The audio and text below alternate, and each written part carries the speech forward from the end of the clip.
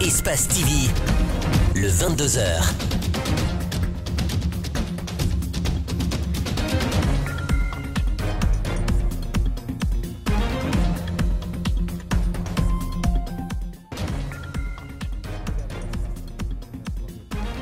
Bienvenue dans cette édition d'information dont voici le sommaire. Après une première prière de vendredi à la grande mosquée de Bambeto, une nouvelle délégation du CNRD était ce samedi à la mosquée turque du même quartier à la rencontre des parents des victimes de manifestations sous Alpha Condé. Porteur du message de pardon, l'émissaire du colonel Mamadi Doumbouya a aussi promis que la justice sera faite pour tout le monde.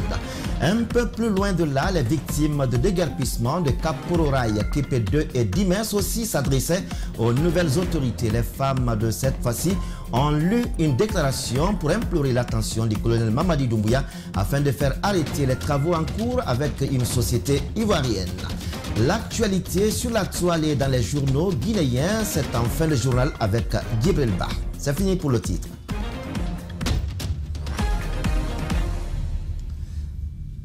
Une fois encore, bonsoir. Les membres du CNRD, le gouverneur de la Banque centrale de la République de Guinée et le directeur du budget étaient face à la presse ce samedi au palais Mohamed V.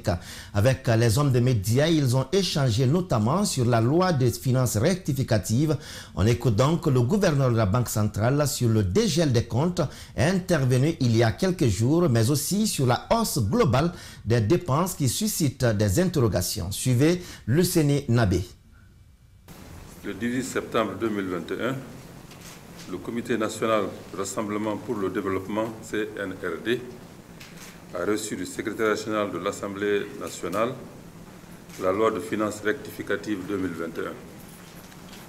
Après analyse, il ressort que la hausse globale des dépenses suscite des interrogations. Au regard de cette situation, le CNRD constate ce qui suit: l'inexistence de mécanismes fiables de contrôle sur les dépenses effectivement réalisables, l'absence de support expliquant certaines hausses de dépenses dans des institutions et départements ministériels concernés, le manque de rigueur dans la répartition des dépenses publiques. À cela s'ajoutent des prévisions de dépenses pour des structures quasi inexistantes. Le Comité national de rassemblement pour le développement, CNRD, a exigé ce qui suit: la soumission des demandes de décaissement à une analyse et à un processus de validation. Réconciliation nationale en Guinée, le président du CNRD a dépêché ce samedi une délégation à la mosquée turque de Bambeto dans la commune de Ratoma. L'objectif était de prendre contact avec les familles des victimes de l'Axe, le Prince, sous le régime Alpha Condé. La démarche consiste à amorcer un élan de réconciliation pour un développement durable. Bernard Koundouno, Aboubakar Din Kamara, reportage. Après sa prise du pouvoir le 5 septembre dernier, le président de la transition, le colonel Mamadi Doumbouya, s'est engagé à réconcilier les Guinéens. Une réconciliation conditionnée par la justice équitable. Reçu par les parents des victimes de l'Axe, le représentant du président de la transition est porteur de message. Aujourd'hui, nous sommes à Bambeto. Nous sommes sur l'Axe. Je ne vais pas m'arrêter ici.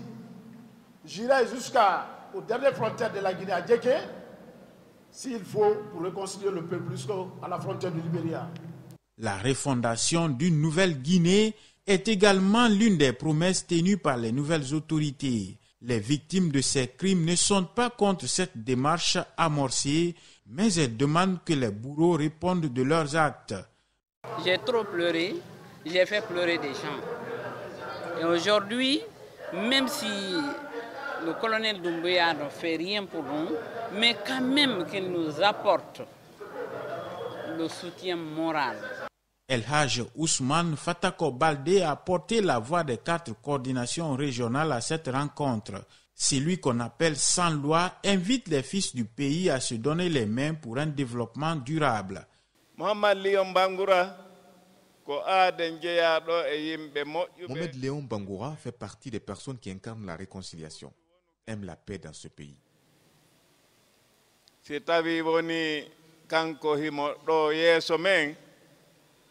Recevoir, c'est comme si on a devant nous le président de la République. Nous devons implorer la grâce divine, chercher à se faire comprendre, se comprendre avec les autorités, leur expliquer ce que nous avons vécu.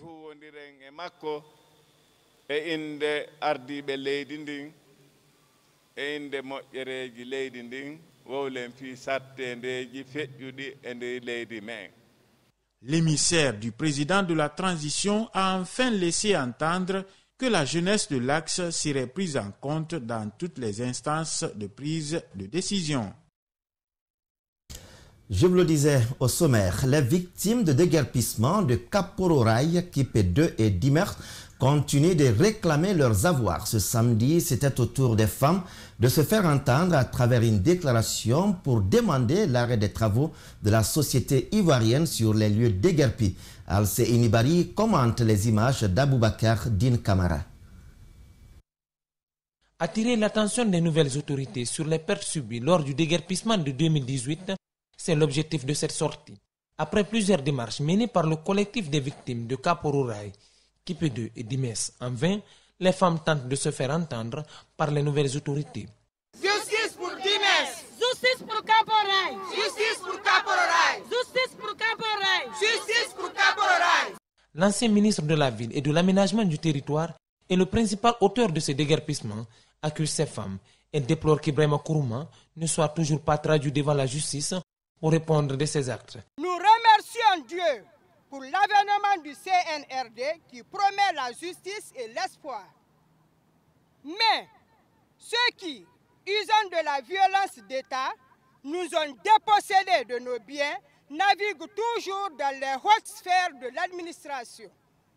Arrivé aux affaires il y a plus d'un mois, le CNRD constitue désormais le seul recours pour les victimes de déguerpissement de Kapororaï, Kipé 2 et Dimers et formule à cet effet des recommandations.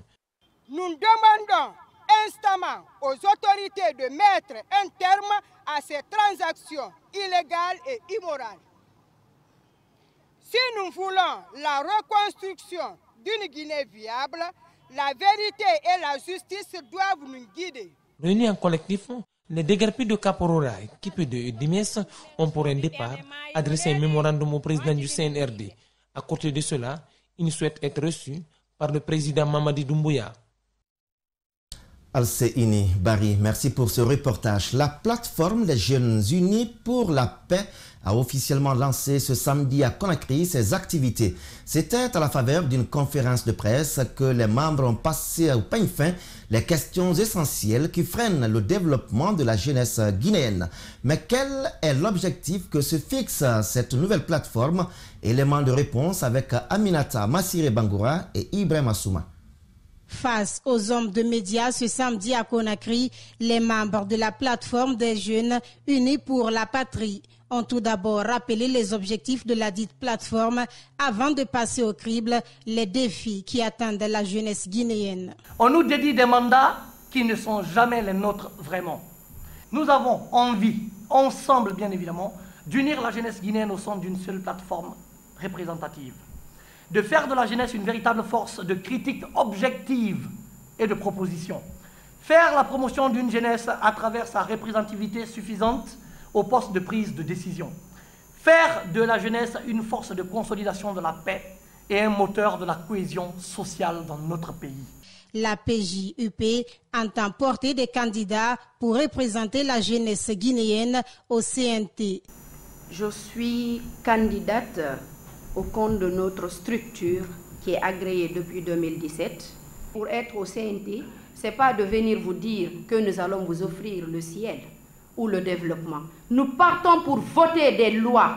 Nous partons réellement pour apporter quelque chose, car vous savez, la chose la plus urgente, c'est la constitution guinéenne. Et il est temps d'y être. Les jeunes doivent être représentés. La plateforme des Jeunes Unis pour la Patrie lance également une invite à la jeunesse guinéenne. Nous jeunes devrons être capables de se passer une guerre d'ego, de conjuguer un seul verbe, de parler d'une seule voix, pourvu que nos sollicitations puissent être prises en compte. La plateforme des Jeunes Unis pour la Patrie, implantée également dans quelques pays de la sous-région et de l'Europe, entend rassembler toute la jeunesse guinéenne. Elle envisage donc plusieurs activités dans les prochains jours, notamment à l'intérieur du pays.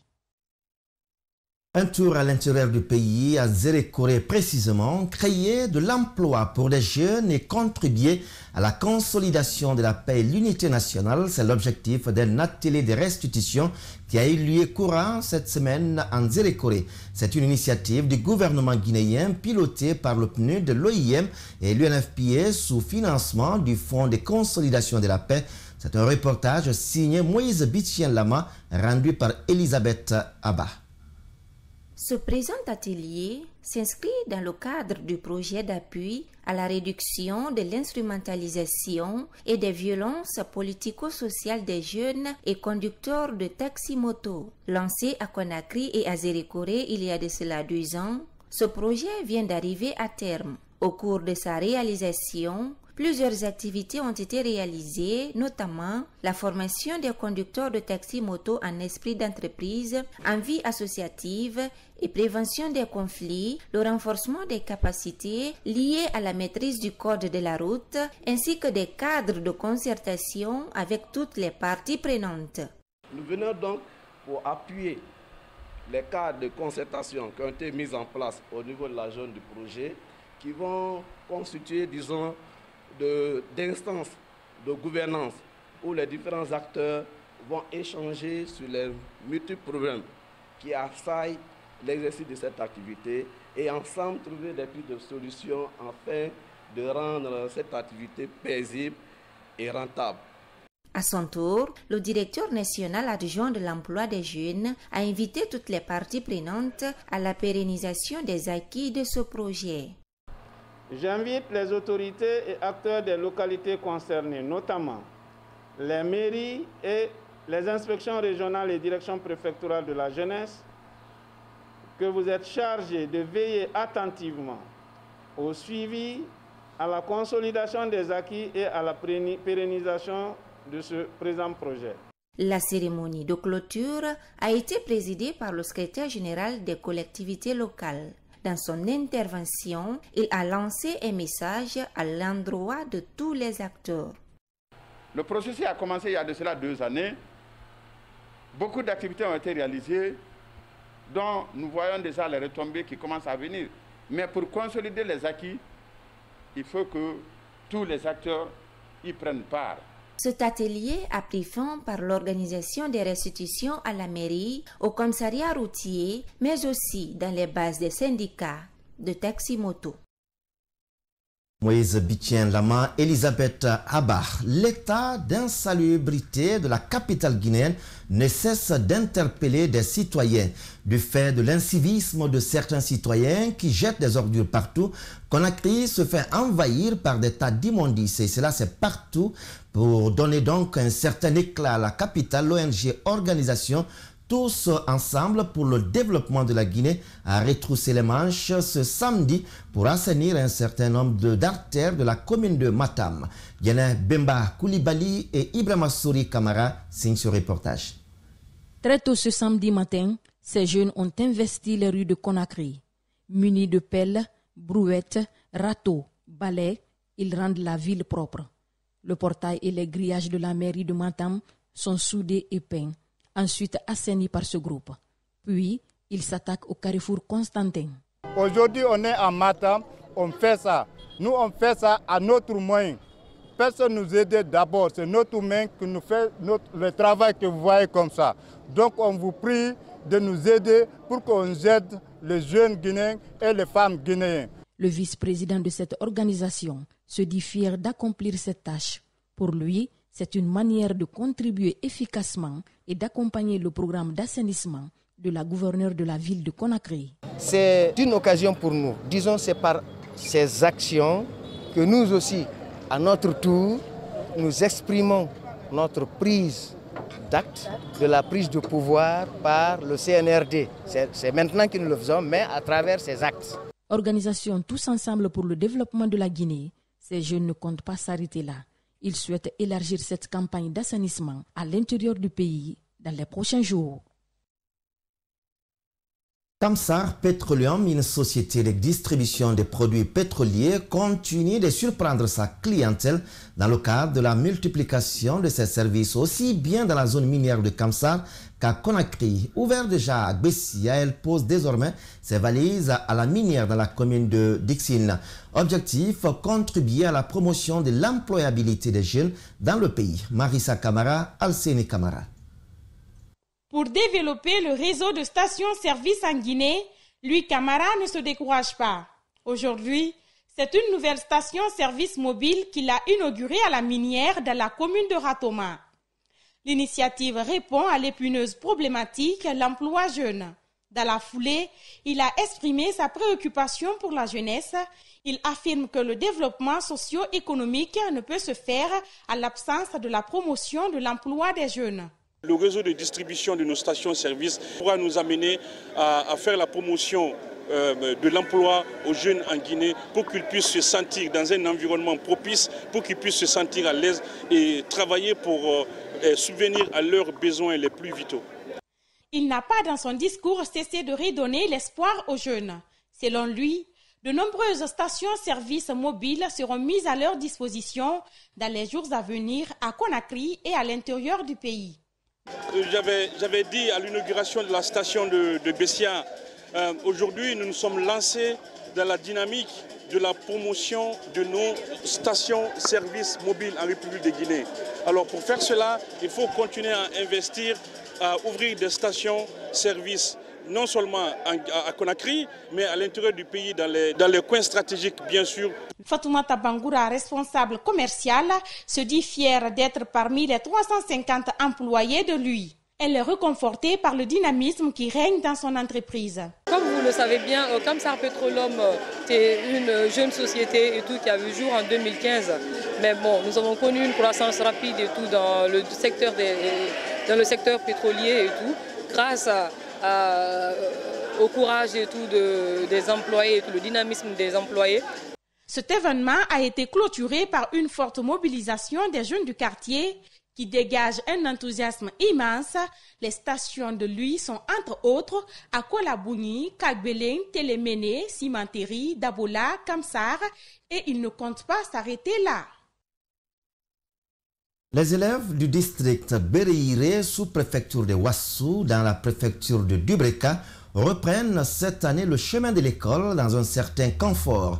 Leur établissement a été entièrement rénové par la société ODAV Multi-Industrie pour faciliter les conditions d'apprentissage. La cérémonie inaugurale de l'infrastructure a eu lieu ce vendredi en présence des autorités locales, administratives et éducatives de Dubreka. Public reportage signé Mohamed Valek Touré, Malik Sangiana Kamara. Enthousiastes et euphoriques, les élèves de Béréiré acclament leur établissement. Cette infrastructure scolaire de 3 classes était dans un état de dégradation poussée. Elle est rénovée et dotée de forages grâce à la société ODAV à hauteur de 250 millions de francs guinéens. Le village Béréiré et Ouassou est bien reçu à nous. Je suis très content avec la population. Pour renforcer notre relation, nous désirons installer une école à Essie. En même temps, nous faisons des forages et encore beaucoup d'effets avec le temps. Cette année scolaire, les élèves de cette localité pourront suivre les cours dans le confort. Cependant, le responsable de l'établissement égrène quelques difficultés auxquelles il est confronté pour la bonne formation des apprenants. Les salles de classe sont utilisées en multigrade. L'inscription des nouveaux élèves pour la première année se fait chaque année et l'école est dotée en manuel et en matériel didactique insuffisant.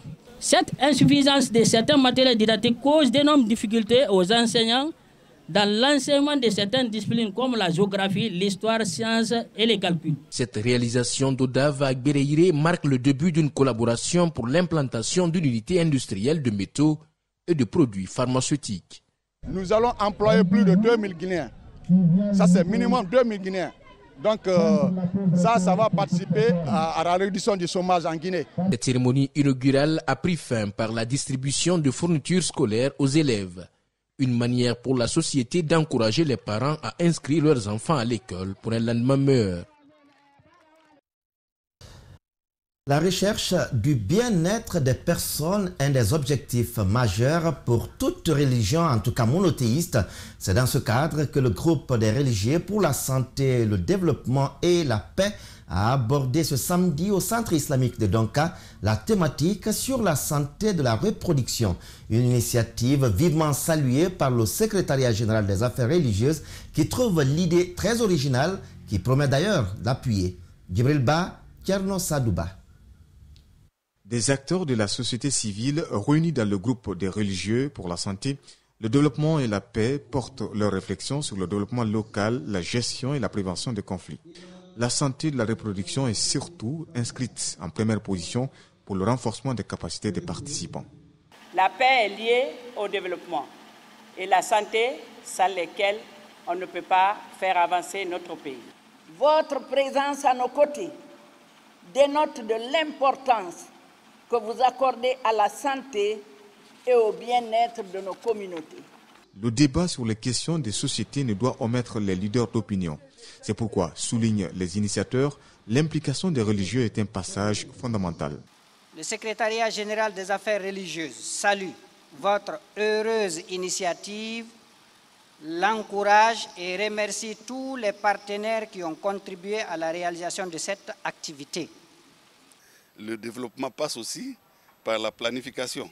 Donc l'espacement des naissances, la taille des familles, tout ça contribue au développement local. La présidente du Parti de l'Action citoyenne par le travail prend part à ce rendez-vous et mesure la portée de l'initiative. Elle se réjouit aussi du fait que l'idée soit portée par des personnes vivant avec la communauté à la base. C'est vraiment des initiatives à multiplier et dans tous les domaines, et cela va nous aider à faire avancer nos esprits, nos mentalités en ce qui concerne la citoyenneté à la base. Au terme des travaux, les participants comptent matérialiser les différentes recommandations formulées sur la santé de la reproduction, la gestion et la prévention des conflits et le développement local. Elle figure parmi les plus vieilles et plus grandes mosquées de la commune de Matoto. Mais aujourd'hui, les fidèles éprouvent d'énormes difficultés pour y accomplir leurs obligations religieuses. En cause, cette maison de Dieu appelée mosquée Fofana se trouve dans un état d'état très dégradé et c'est un constat fait par Djena Bangoura et Aboubakar Keke Bangoura. Cette mosquée est l'une des plus vieilles dans la capitale et la plus grande dans la commune de Matoto. Actuellement, elle se trouve dans un état de dégradation. Le minaret en fait foi. Les tôles, les plafonds et les murs ne tiennent plus. De la haut jusqu'en bas, les herbes sauvages se développent partout. Seules les mosquées de Dabondi et Almamia sont plus vieilles que celle-ci. Les autres mosquées sont construites à Conakry après la nôtre. Cette mosquée ne tient plus suite à son délabrement. Il est difficile de prier dedans pendant la saison pluvieuse, car ça suinte partout. Nous souffrons. Cette maison de Dieu accueille plus de 900 personnes. Récemment, les rumeurs fusaient de partout, prétestant que l'ex-président a donné un montant pour la rénovation de ce lieu de culte. Le premier imam dément et donne des explications.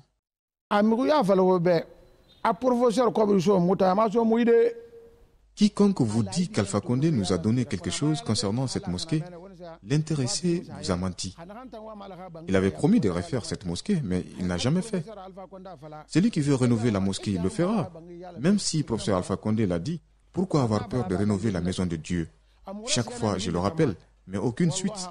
Il nous avait orientés vers une personnalité et j'avais dit à la délégation que la personne n'allait pas nous accueillir. Ces jours-là, nous sommes restés de 8h jusqu'à 13h. Rien. Mais c'était un plan bien préparé. Certaines personnes de bonne volonté ont aidé les imams pour la pose des dalettes dans la cour. Malgré ce geste, cet édifice religieux a besoin d'une rénovation. Sur ce, le premier imam demande encore un coup de main pour cette mosquée, Fofana. Parlons religion toujours, mais cette fois, partons dans le Nabaya, Kankan. Comme chaque année, des milliers de fidèles se sont retrouvés encore en début de semaine dans cette ville pour assister à la fête commémorative de la naissance du prophète Mohammed, paix et salut sur lui, avec l'érudit El Hadj Cheikh Souleymane Sidibé. L'appel à la paix, à l'amour du prochain ont ponctué les sermons du président de l'association Nourdine Islam. C'est un grand format signé Alpha Oumar Koïta, notre correspondant régional qui était là pour nous suivre. La paix, l'entente et l'amour du prochain ont été au cœur de la célébration du Mawlud à Kankan sous l'égide de l'érudit El Hadj Cheikh Souleymane Sidibé. Une célébration qui a commencé la veille par l'incinération des gris-gris qui appartiendraient aux féticheurs que l'érudit est parvenu à convertir en islam.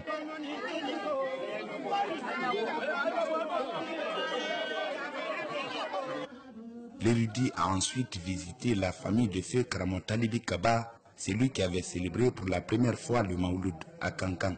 Il s'est ensuite dirigé à la place des martyrs qui a abrité l'événement sous un important dispositif sécuritaire. Ici, l'ambassadeur de l'UNESCO dans la sous-région ouest-africaine est accueilli par des milliers de fidèles qui sont venus de partout. Depuis 14 ans, on est en train de le suivre. Et tout ce qu'il a dit, tout ce qu'il a prôné, nous avions trouvé du vrai là-dedans. Les Maliens, vraiment, on leur fait confiance réellement. C'est pourquoi nous, on quitte à Bamako chaque fois pour venir fêter les Mawlud.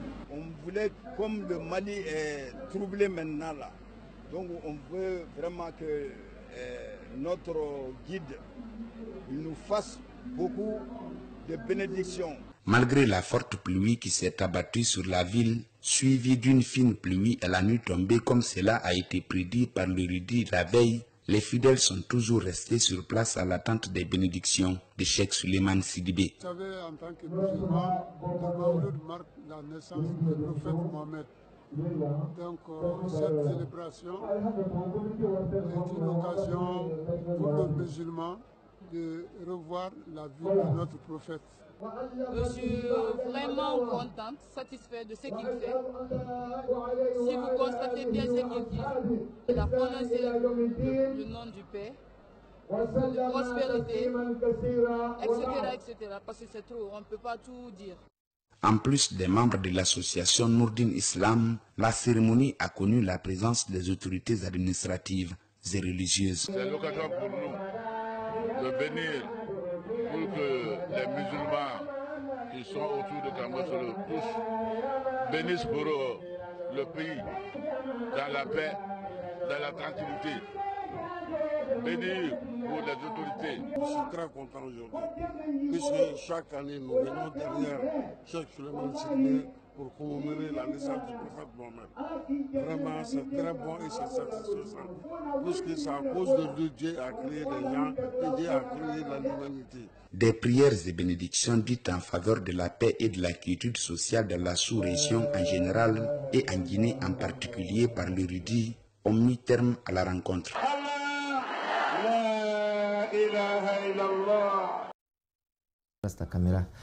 Voilà, à présent, l'actualité scrutée, analysée par les journaux nationaux, mais aussi les sites d'information. C'est juste après cette virgule.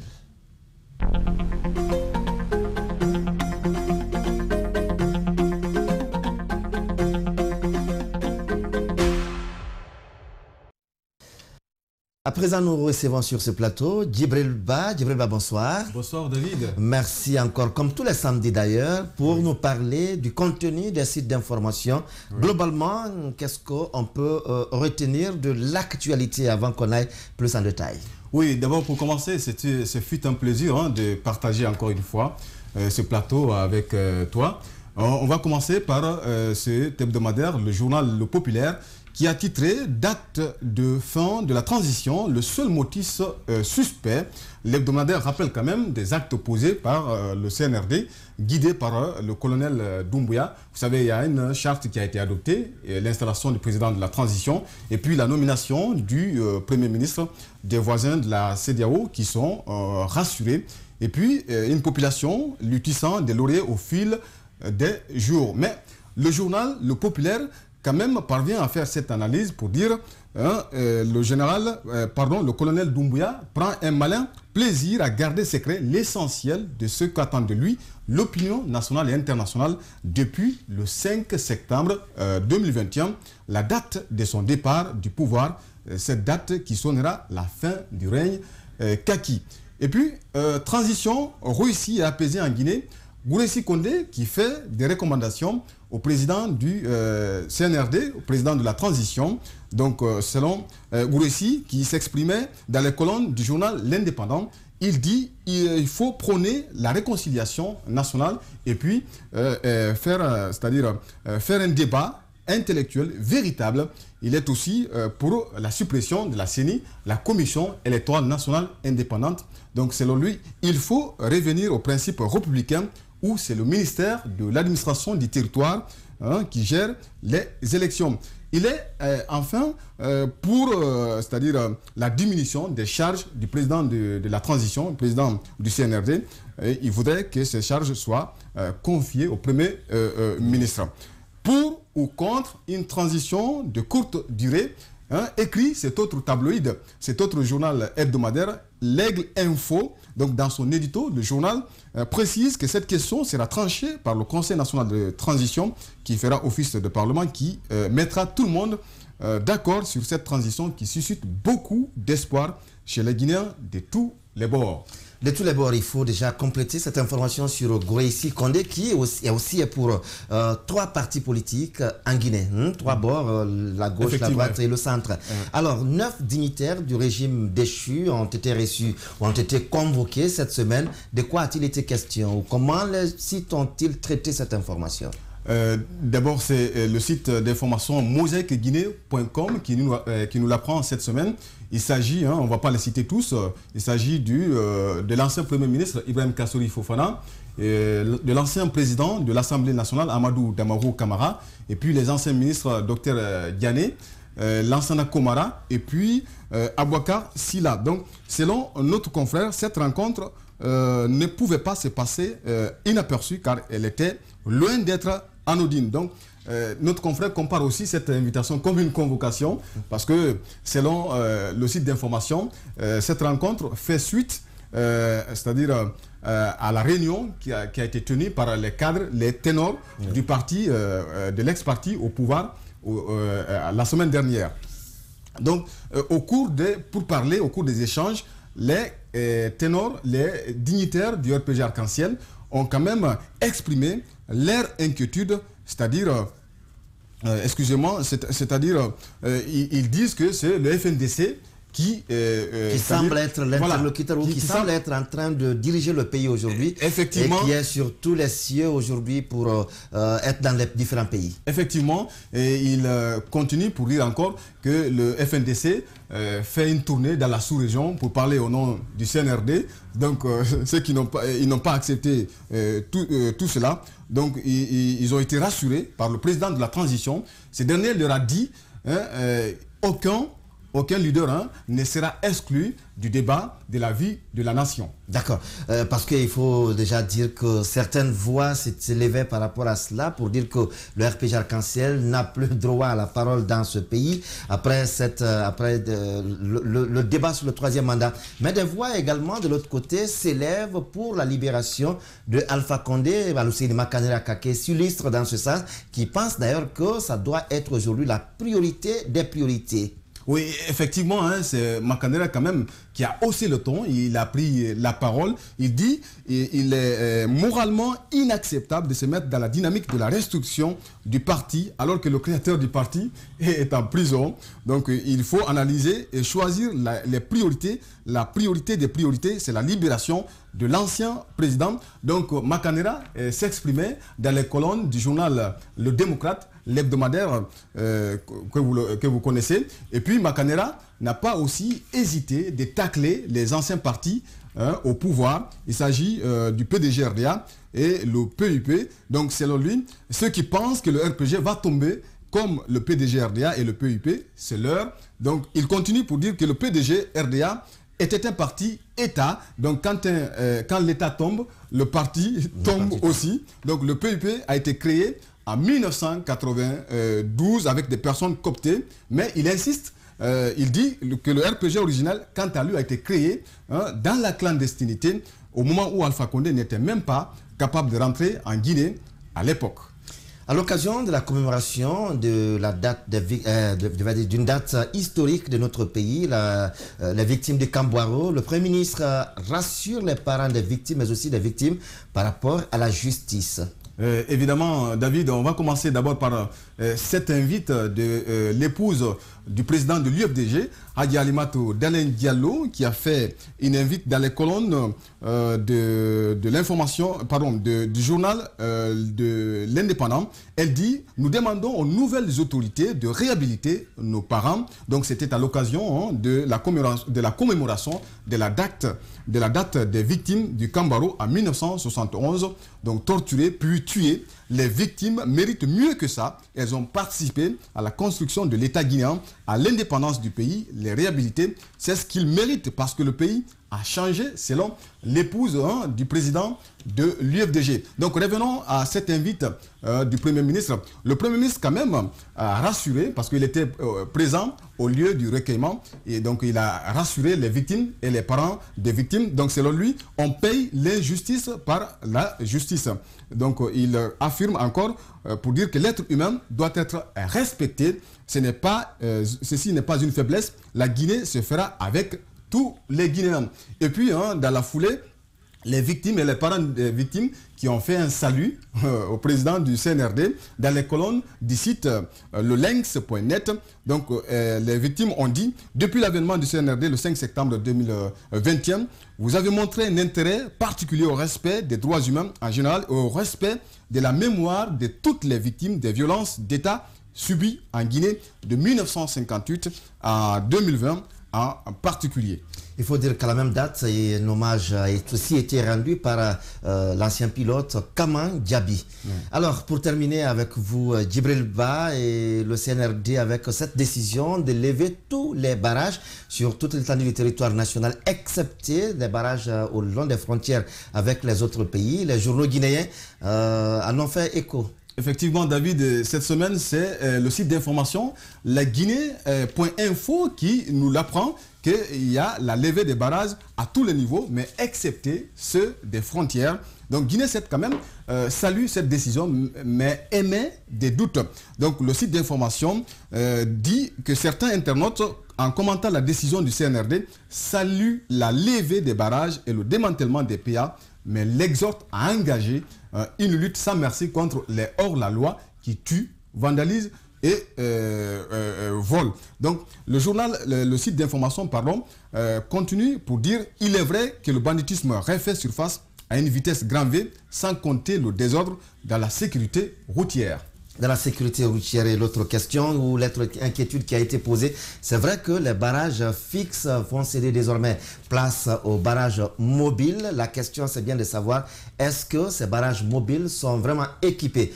Mesdames, Messieurs, c'est tout pour cette partie. Merci de votre fidélité. Merci également à vous, Djibril Ba. Merci, David. Merci à nos techniciens Lamine Sidibé et Salim Fofana, mais aussi à Boubacar Fotesouma. Merci à Bernard Koundouno pour la réalisation. On se retrouve pour d'autres infos et les programmes continuent sur Espace. Au revoir.